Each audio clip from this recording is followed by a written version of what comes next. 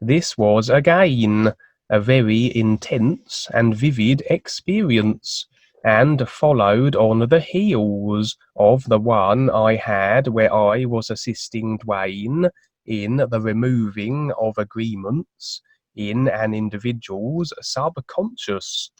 Seems I was given another opportunity. It was again all impressions, and so falls the task of bringing the impressions back from the real side to the physical, and converting them into a literal narrative that can be relayed. Not always easy, it can be said. I was under the watchful eye of Dwayne, or a real guide. I'm uncertain as to which, or it may have been Dwayne and a guide, or again, or both. Again, it was all impressions, and again I can discern them as the genuine beings, as their awareness afford them a tremendous, undeniable presence, like a real light aura of the all is, that no clone, hologram, or shape-shifting fakester can replicate. Anyway, the experience was very vivid, as I say, but it was rather the difficulty fathoming out and literalizing what was going on. Seems I was being given the floor to display creational manipulating ability, as far as I could tell, but on a far vaster scale than ever before. We can all manipulate creation. We do it every day. Our wants and desires are projections that bring us what we seek. Unfortunately, in creation, our manipulation of it as a reflective bubble for our needs has with it the cause and effect principle, which has us restricted and stuck in creation resultingly. In the real universes of the seventh level, manipulation occurs without cause and effect, and in the all-is there is no need for free will manipulation, as everything is, and we can't add anything to that, or we cannot be with it. If one is standing in the new nowness of the is anywhere in creation, and what they manipulate is of a benefit for awareness of oneself or others, then this will not carry cause and effect consequences any longer, as our real intent is set, and the karma is absent consequently. So maybe then, in the new nowness of the is, wherever I was in this real side experience, I was being allowed to perform a grand manipulation. The impression was for no other reason than simply for practice purposes, but evidently it is perhaps a prelude to things to come down the line, of potentially a beneficial awareness enhancing nature. Then it wouldn't be a frivolous cause and effect inducing exercise. Besides, I was with the guides and Dwayne, so all was well. Seems I was somewhat unprepared for my grand demonstration, as though it were expected of me, but somehow I hadn't been aware of it until this moment, and was rather put on the spot. Possibly I had been briefed as to the upcoming exercise, but perhaps inadvertently slipped out of the degree of awareness required to recognize this, and so I had literally forgotten. My real self knew, but the message lost in translation. My personal self, dropping the real self letter down a drain by accident or something. Anyway, so here I was, with no preparation, but I proceeded. It seems I had the liberty of deciding the nature of my performance, and executing it any way I wanted. I at least knew the degree of magnitude expected of my manipulation, and seemed I knew how to do it too, my real self at the wheel, or the little personal self, if present more so, wouldn't know what was going on, or how to do what was to come next. I created what I can only describe as a universe. It was such a vivid experience too.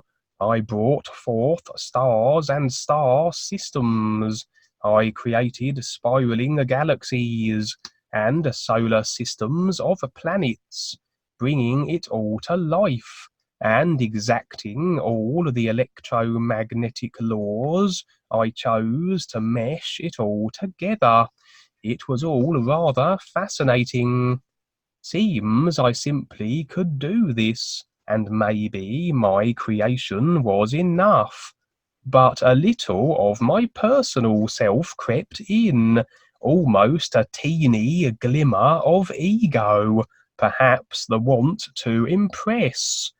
I was adding ideas then to my real self, standing with the is state of being, and so my perfect created universes, that was a reflection of my real beingness with nothing added, which should have sufficed as my demonstration, became something else. In my teeny whiff of arrogance, I created an anti-universe, everything opposite to that of my other universe. The matter that comprised each would be completely opposed to each other.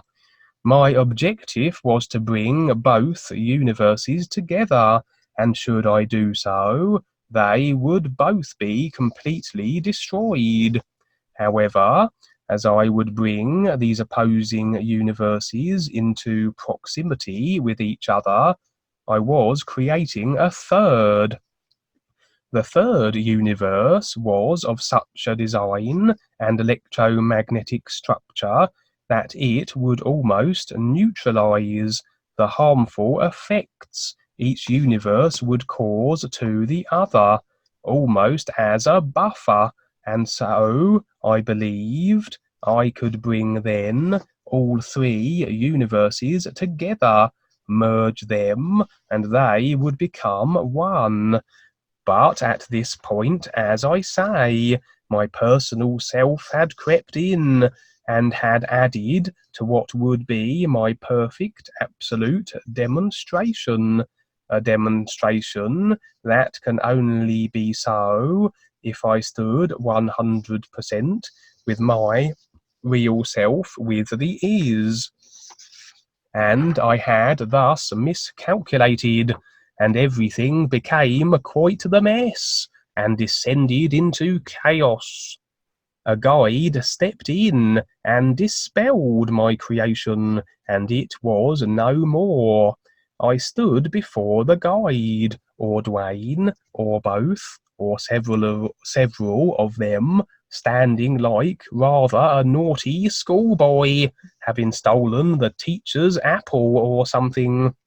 One of the guides was a little stern, I remember, and I received a breakdown of what I did and how it went wrong, and the interjection of my personal self that caused the problem. And yes, I should have stopped with the initial universe, but was trying to impress them. And this idea, this want to impress, and the hint of ego that was another idea activated, did indeed have me not entirely with my real being isness, and this was exemplified in the result. There was much dialogue, but it's not always easy to recall it all, or bring it all back to the physical life level and make sense of it, to literalize it into words that can be expressed. One guide a little stern, but the others seemed more amused, and all in all, another new experience for me. Certainly a comparison between physical level mundane dreariness and experiences with all the filters of the psych realms and the layers of ideas that encapsulate them removed. Can't say I've ever created anything on such a scale before, but seems it is a part of whatever I am doing with the guides on the real side. I perhaps lack the recognition to fully grasp its implications at this moment, but it was pretty far out.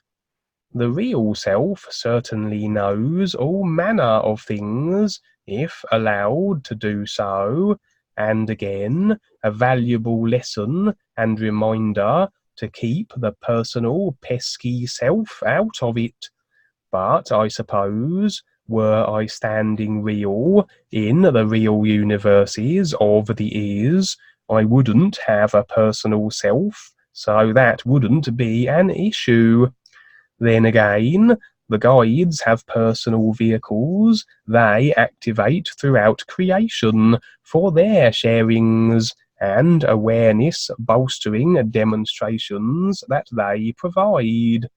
So when they manipulate creation for beneficial reasons, they must to be careful to not allow the personal self, if it is present, wherever they happen to be, from interceding and messing up what they are trying to achieve. After this experience, prior to waking, I had a lengthy dialogue with Dwayne too, again unable to bring the specifics back with me, and as I tried focus on the words, it brought me out of alignment with the scene every time, and I had to just be and let go for it to return. But again, as my recognition and awareness continues on, I may learn of the words somewhere down the road. I find that if I struggle to hear words, I am effectively trying to strain with my physical senses, which focuses me on my physical vehicle and brings me out of alignment with the life level the interaction is occurring on, because naturally we can only use the ears on the physical life level. All other life levels are recognitions and more impressions. So if I can't hear words or dialogue, I must lack the awareness or recognition to be completely able to discern the life level the dialogue is taking place on. The trick is then to stop trying, to just be and see, and that in that case, that is the best you can hope to receive by way of the experience according to the awareness and recognition you have. That's in that one.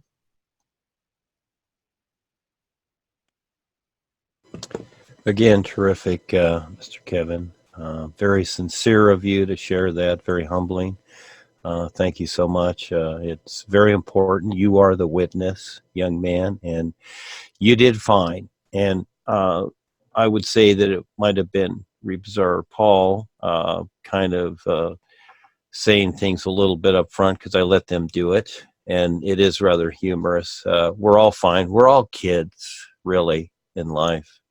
And we're just going through what we're going through. And it's all okay. Especially the best part, though, is that when you really start to recognize this more so than the ideas that we have come to know, and that's why I use the sun, learn to recognize what it is demonstrating. Okay? So the emotions, the this and that, the happiness, the hearing, and all these things, seeing beyond your seeing, your physical eye, but you use that too.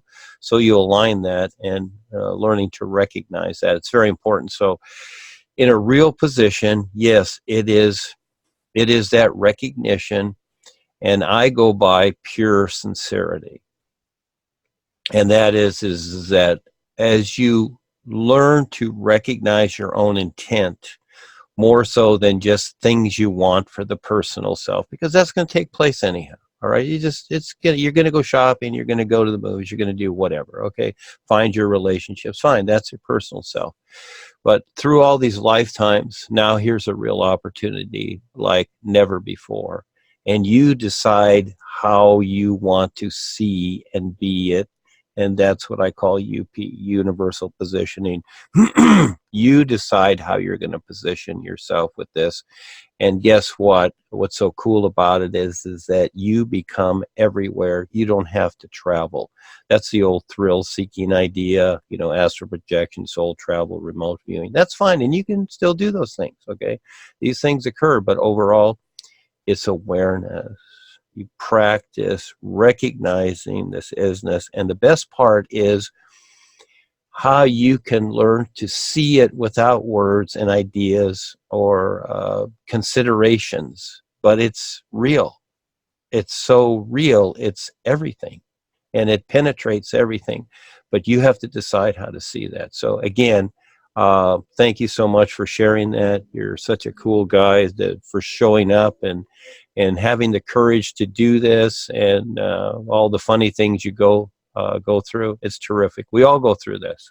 I do too. I do funny things. Sometimes I'm trip over myself here because of how the personal self is, and how restricted we are. But the world is what's taking place, and I'm not going to sit here and watch the world burn. So this is why I create the projects, to try and get people's attention. Very, very real. And as again, as you have these experiences, and you just simply, you don't need the notoriety, you don't need the ego. You just, like a child, you just be sincere with providing something that makes sense, the best you can with the whole of life. It is so cool. That becomes everything. You see, then you don't need all these little things anymore. You don't need these things that reflect the personal self. And eventually, the personal self doesn't exist. You are all awareness, and you are free to be wonderful every single moment. That is a real life. It's better than going to a place like after death. You go to some place in creation that's really nice and pretty and wonderful, and you're with all your friends and you're just happy and whatever.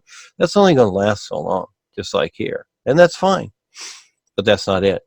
It's a lot better. And who will take the risk to see that? Well, you're doing it. Thank you so much for sharing that. And please, yes, I'd like to put these things in the book. So if you and Pierce could have those things available, or send them to Kelsey or whatever, the words of this, just terrific. Thank you so much. Yes, go ahead, Kelsey.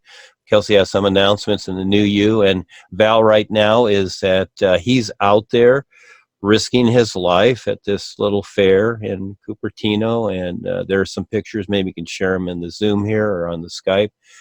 He's up there right now. Things that I used to do for over 30 years in the public. So get the kids to do them now. They're young. They can do them as we do these things. But there's so many adventures to create that relate to this, because the world really wants it, even though they're resisting heavily, but they really do, because they don't know where to go, because they've been so indoctrinated to stay unaware and one-dimensional here and trapped, and they don't have to. So yes, everybody, step up, take the risk. It's the best adventure of your life, so you can become more aware, and make it for everyone, sincerely. Go ahead, Kelsey.